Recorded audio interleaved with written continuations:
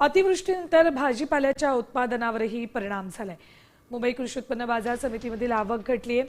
मागणीच्या तुलनेत पुरवठा होत नाहीये, त्यामुळे बाजारभावानं उसळी घेतली।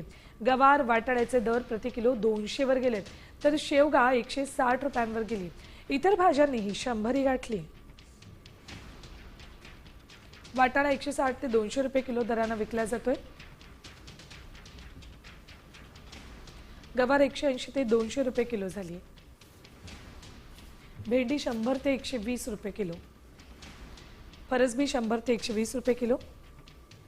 कारली 60 ते 100 रुपये प्रति किलो। दोडका 80 ते 100 रुपये किलो।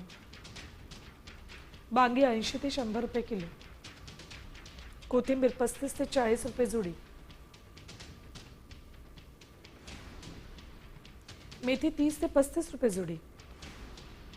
पालक 30 ते 40 रुपये जोडी। शेपू 30 ते 40 रुपये जोडी।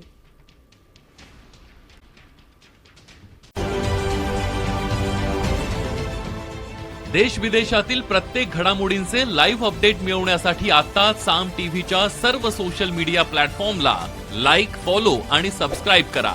तसंच सर्व नोटिफिकेशनसाठी बेल आयकॉन प्रेस करायला विसरू नका।